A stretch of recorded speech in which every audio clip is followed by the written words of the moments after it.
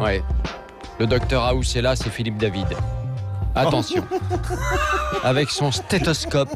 Il est là. Vous voudriez que je vous ausculte? Non, mais vous pourriez peut-être ausculter François, je sais pas. Vous êtes un peu bizarre avec vos histoires de thermomètre, d'auscultation. Nous, la médecine, pourquoi la médecine, ça nous excite, nous. Ouais, bah ça, j'ai bien compris. Ça... Je ne me ferai pas opérer par vous, Christophe. Et surtout, on va au fond des choses. Oh, calmez-vous, c'est pas possible. Oh là là là là. Je suis désolé, Philippe Bilger, mais ça dérape. Oui, bah oui. Ça dérape, je comprends Pourtant, pas pourquoi. on n'est pas vendredi soir, je comprends pas. Non, on est mercredi, mais c'est le jour des enfants. Et on est un petit peu enfants sur les bords. Quelle nous, indignité. Ouais. Absolument. Bon, après la crise du coronavirus, le plan pour l'hôpital, les discussions démarrent normalement début de semaine prochaine. Alors on vous pose cette question, revalorisation des soignants, Macron va-t-il tenir ses promesses? On vous attend au 0826 300 300. Philippe Rossi, tiens, sur les réseaux sociaux, ça donne quoi? Et les réseaux sociaux, pour le moment, c'est un grand non, un non à 91%. Et Jackie, juste une petite phrase qui nous dit Macron et promesses, décidément, cet oxymore est bien à la mode. Sud Radio, les vraies voix. Le débat est ouvert. Alors nos invités, Christophe Prudhomme, porte-parole de l'Association des médecins urgentistes. Bonsoir Christophe Prudhomme. Et Agnès Verdier-Moulinier, directrice de l'IFRAP, Fondation pour la recherche sur les administrations et les politiques publiques. Bonsoir Agnès Verdier-Moulinier, merci d'être avec nous dans Les Vraies Voix sur Sud Radio. Vous voyez, on essaie quand même, malgré l'info, parce que c'est vrai que depuis 3 mois, avec ce Covid, on en a vu des vertes et des pas mûres. On essaie de garder le moral et d'avoir un peu de bonne humeur quand même, bien évidemment. Avant de vous donner la parole, on écoute le ministre Véran. C'était tout à l'heure, à l'issue du Conseil des ministres. Je souhaite que nous puissions travailler avec tous pour, d'abord, mieux valoriser toutes les carrières, tous les métiers et développer de nouveaux parcours professionnels à l'hôpital et dans les EHPAD. Je le dis sans détour, cela passera par une hausse des salaires à l'hôpital et en EHPAD. Cela passera aussi par une remise en question de certains carcans qui empêchent ceux qui le souhaitent de travailler davantage, parfois différemment, sans remettre en cause les statuts eux-mêmes. Et parce que nous aurons réussi, ce que nous attendons tous, à avoir des avancées décisives sur les carrières et les parcours professionnels, alors nous pourrons engager des transformations profondes dont nous avons besoin. Car, reconnaissons-le, notre système de santé n'est pas encore assez centré sur le patient et sur son parcours. Tiens, Philippe David, vous y croyez, vous, à ce que dit le ministre de la Santé, la revalorisation des salaires des soignants ? Bah, excusez-moi Christophe, mais avant de parler de revalorisation du salaire des soignants, ce serait peut-être pas mal de payer les millions d'heures sup non payées depuis des années, non? Non mais ça c'est vrai, vous avez raison. Avant de commencer à parler, enfin, on va revaloriser. C'est la même chose dans la police, à ce compte-là. Oui, non, mais on est entièrement d'accord, c'est la même chose dans la police, mais avant de faire des promesses, vous savez, quand on a des dettes, avant de dire, écoutez, je vais vous donner ça, on rembourse, je vais te redemander de l'argent, fais-moi confiance, reprête-moi de l'argent, non, on paye déjà ce qu'on doit, non? Ouais, j'ai l'impression qu'en vous écoutant, si on lit entre les lignes, on a l'impression que vous dites tout ça c'est de la poudre de perlimpinpin, comme dirait l'autre. Hein? Absolument, ou si je me pasquaisais, je dirais que les promesses n'engagent que ceux qui les reçoivent. Bon, est-ce que Christophe Prudhomme est d'accord avec vous, mon cher Philippe David? Christophe Prudhomme? Oui, écoutez, les annonces, c'est ce qu'on nous sert depuis maintenant fort longtemps. Non mais là on va rentrer dans une discussion, un échange. Écoutez, je ne sais pas quelle discussion, parce que vous savez, je suis dirigeant d'une organisation syndicale. Oui. Et nous sommes réunis avec l'ensemble des organisations syndicales pas plus tard qu'il y a 1 heure. Aucune d'entre elles n'avait reçu une quelconque invitation. Ah bon? Donc il y a un problème. C'est-à-dire que si le dialogue social passe par des interviews dans le journal du dimanche, par des déclarations devant la presse, je pense que ça va se terminer. Parce que vous savez, l'état d'esprit, là, aujourd'hui, après l'accumulation de mesures de charité ou comment appeler ça? Vous savez, l'affaire des médailles. Nous sommes un peu carabins, vous savez. Et donc, l'esprit carabin, là, sur les réseaux sociaux, avec cette affaire de médailles, est ressorti.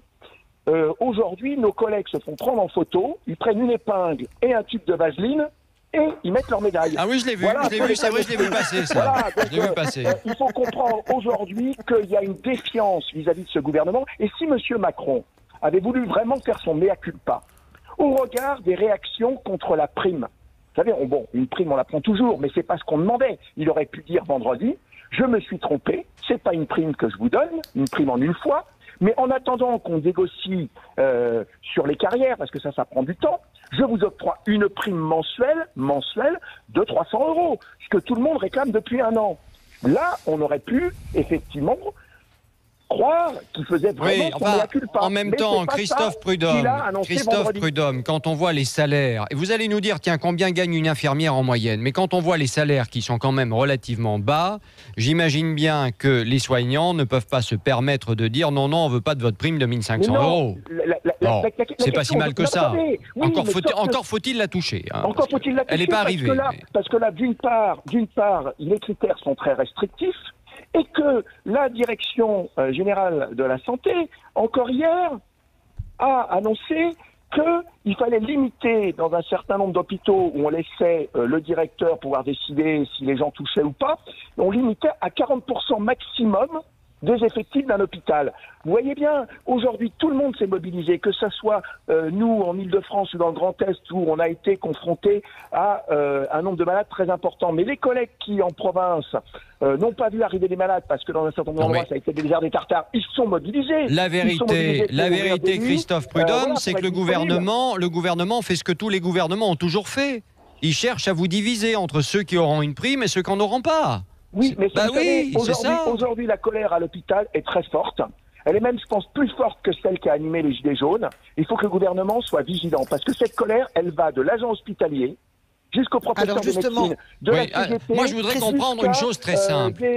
Christophe Prudhomme, je voudrais comprendre une chose très simple et donner la parole juste après à Agnès Verdier-Molinier, parce que si on ne peut pas entendre nos invités, c'est pas la peine qu'on les invite. Alors, Christophe Prudhomme, une infirmière gagne combien en moyenne ? Une infirmière, en moyenne, aujourd'hui, est en dessous de 2 000 € par mois. Et elle est embauchée, et ça pose un problème en termes d'attractivité en Ile-de-France. Elle a un salaire d'embauche qui est à peine à 1 650 € net à Paris. Bon, il faudrait revaloriser de combien pour que ce soit acceptable ? Ah ben écoutez, des chiffres ont été annoncés pour rejoindre la moyenne des pays européens. Il faut augmenter 2 000 €. Il faut augmenter les salaires de 25 à 30%. Voilà. De 25 à 30%. Donc de 1 500 ou 1 600 €, il faut passer à 2 000 €. C'est ça un peu le... Non, c'est un petit peu plus que ça. Il faut être à 2002, 2003. 2002, bon, 2002, 2003. Bah écoutez, on va demander à Agnès Verdier-Molinier qui est avec nous, si elle pense que c'est possible. Est-ce que demain, on peut augmenter les soignants, et notamment les infirmières qui ont des salaires qui ne sont pas énormes, bon, ça c'est une réalité, et aller jusqu'à 2 200 € à votre avis, Agnès ? Alors, sur ce sujet, la difficulté, c'est qu'on part avec un système qui est hyper centralisé. On le voit avec la parole qui a été prise par le ministre, qui est en fait de décider à Paris de ce qui va se faire sur l'ensemble des régions. Et je crois que c'est pas la bonne solution. Donc quand il dit qu'on va changer les choses sans remettre en question les statuts, sans remettre en question l'organisation, je pense pas que ce soit la bonne chose, ni pour la qualité... Est-ce qu'on a les moyens d'augmenter les soignants, oui ou non ? Ça, c'est la question. Voilà, je vous la pose simplement, Agnès. On se réfère à un modèle qui est le modèle allemand, qui est géré au niveau régional. Et on dit il y a un écart de 18% sur la rémunération des infirmières. C'est vrai, avec l'Allemagne, mais pourquoi ? Parce qu'il y a aussi un écart de temps de travail. Parce qu'il y a aussi une organisation qui est différente, qui est une organisation régionale. Parce que vous pouvez... Les infirmières allemandes travaillent moins longtemps que les infirmières françaises. Parce que vous pouvez évaluer une personne en fonction de son implication et que la grille, elle n'est pas corsetée comme chez nous avec un statut de la fonction publique hospitalière. Les hôpitaux allemands qui ont tellement bien fonctionné face à la crise du Covid et qui d'ailleurs ont accueilli des patients français, c'est vrai. Ils fonctionnent avec des gestionnaires qui sont souvent des gestionnaires qui viennent du privé, des gestionnaires qui sont choisis en local et avec la possibilité justement d'augmenter une personne en fonction de son implication. Chez nous, c'est pas du tout comme ça.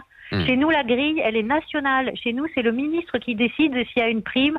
Vous voyez bien. Oui, on le voit bien, vous avez raison. Donc là, si on veut changer de système et que tout le monde soit content en fonction de son implication, en fonction de la qualité de son travail, eh bien, ça veut dire qu'on doit sortir de ce statut de la fonction publique hospitalière qui est le véritable carcan. Et si tant qu'on n'aura pas résolu ce problème, on ne sera jamais content. Bon, alors est-ce que Françoise de Gois entend ce discours d'Agnès Verdier-Molinier ? Mais j'entends le discours de notre chère Agnès Verdier-Molinier et éternellement jusqu'à la fin des temps, je serai jamais d'accord avec elle. Donc on va pas. Bah oui, elle est libérale et pas vous. Bon, voilà, elle est libérale, c'est la prime au mérite. Je pense que déjà travailler dans l'hôpital public, c'est déjà un mérite en soi parce que Christophe Prudhomme parle du salaire des infirmières, mais j'aimerais bien qu'on parle du salaire des médecins. C'est exactement pareil. Et en termes d'attractivité. Non, mais c'est un exemple. C'est un désastre. Non, mais c'est intéressant. Voilà. Moi, je pense que c'est pas non, ça. Mais attendez, parlons du salaire des médecins. Oui, alors, parce que Madame Verdier-Molinier, vous voyez, d'abord, votre institut, on sait très bien quelle orientation il a. C'est-à-dire que, entre nous, Christophe, entre nous, il y a la CGT qui a une orientation et il y a Agnès Verdier-Molinier qui en a une autre. Il faut dire qu'Agnès Verdier-Molinier, c'est le MEDEF. Voilà, bon. Alors, ne parlez pas tous en même temps, on ne comprend pas. Elle a le même discours que le ministre de la Santé. C'est faux, j'ai pas du tout le même discours. Bon, on vous entend pas. Allez, on se retrouve dans un instant dans Les Vraies Voix sur Sud Radio. Christophe Bordet. Après la crise du coronavirus, le plan pour l'hôpital, les discussions qui démarrent en début de semaine prochaine normalement, et on en débat avec cette question, revalorisation des soignants. Macron va-t-il tenir ses promesses? 0826 300 300, on va entendre Pierre de Toulouse dans quelques minutes, et les réseaux sociaux. Philippe Rossi. Et les réseaux sociaux, Twitter, Facebook, où c'est toujours le nom qui monte. On passe de 91, 93 à 94% de nos auditeurs qui ne croient toujours pas aux promesses de Macron. Toujours avec nous, Christophe Prudhomme, porte-parole de l'Association des médecins urgentistes, Agnès Verdier-Molinier, directrice de l'IFRAP, Fondation pour la recherche sur les administrations et les politiques publiques. Et puis, je donne la parole tout de suite à Philippe Bilger qui pleure devant son micro. Non, Philippe. Je ne pleure pas. Non, je ne pleure pas. Dans le débat entre Agnès Verdier-Molinier et Christophe Prudhomme, j'ai tendance à m'attacher surtout à la vision que je trouve trop systématiquement pessimiste de Christophe Prudhomme, parce que de la CGT, il a une influence directe et immédiate sur le moral du monde médical. Et puisque la question nous est posée, il est évident que peut-être, encore suis-je trop naïf, je crois assez que nous sommes dans une conjoncture où cette fois-ci nous pouvons espérer que des promesses vont être tenues.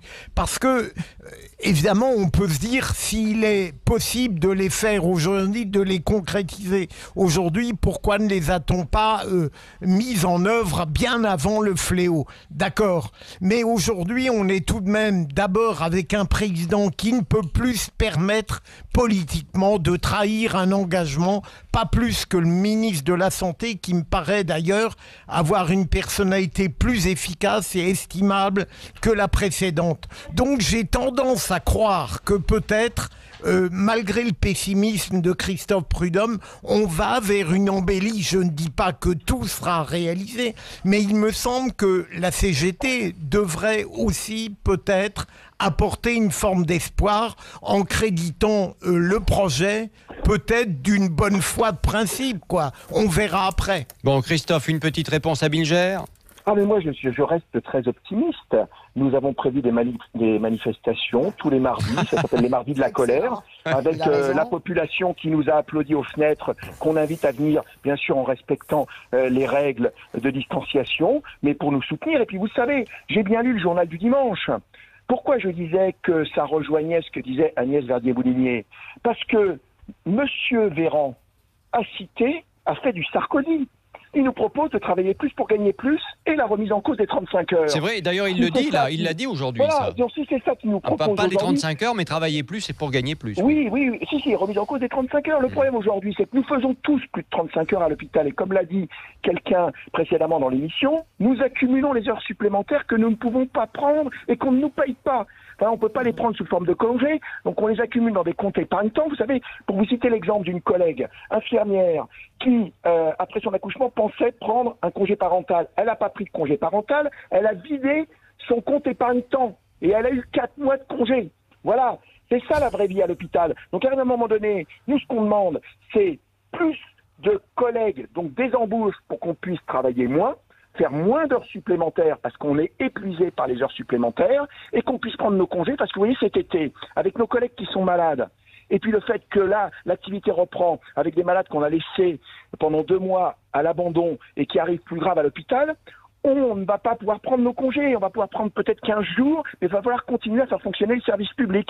Donc voilà, donc c'est ça la vraie vie. Et il ne faut pas qu'il y ait une nouvelle vague aussi, parce que... Donc voilà, donc vous savez, oui bien sûr, les éléments positifs, c'est que le gouvernement est obligé de reconnaître, au moins en parole, que nous avions raison depuis des années.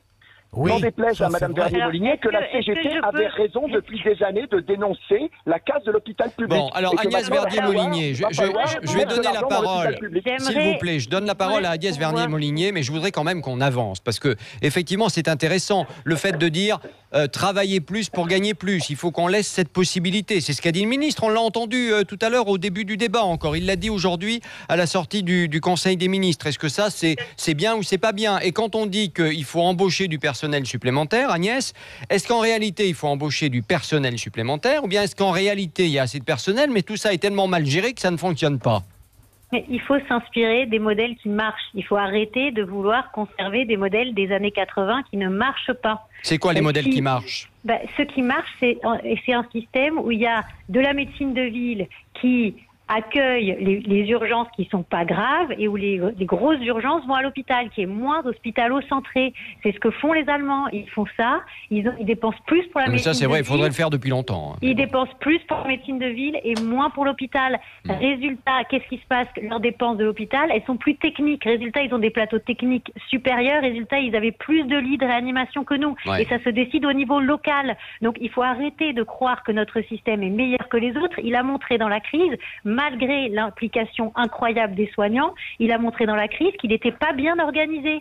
Donc si on veut sortir de cette crise en allant vers donc pas bien organisé, meilleur, donc pas bien géré, parce que c'est ça aussi. Mais bien sûr qu'il n'est pas bien géré, mais enfin, on a bien vu les difficultés auxquelles on a été confrontés, mais c'est aussi un problème de répartition entre l'hôpital et la médecine de ville. Il faut reconnaître, il faut se dire qu'on a trop de personnes qui se retrouvent aux urgences de l'hôpital et qui devraient être soignées en ville, donc il y a des gardes de ville à organiser, il y a tout en amont de l'hôpital aussi un désengorgement. En ville, Madame.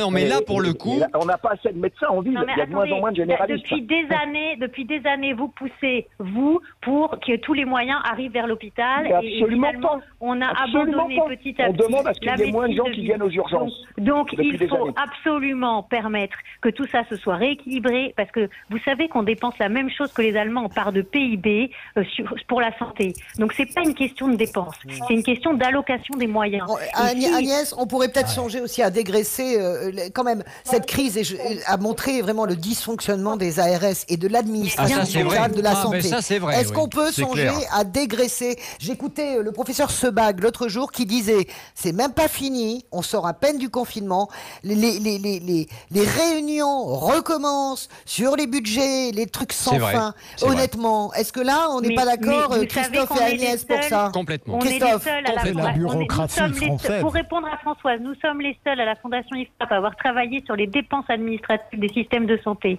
On a montré qu'on est plus cher que les autres et qu'on pourrait économiser énormément en la matière. On n'a jamais été écouté sur ce sujet. Pour augmenter les soignants, on est d'accord. Mais il n'y a pas que ça, il y a aussi la question d'investir, il y a aussi la prévention. La prévention dans l'affaire du Covid, elle a été hyper importante en Allemagne avec des tests partout.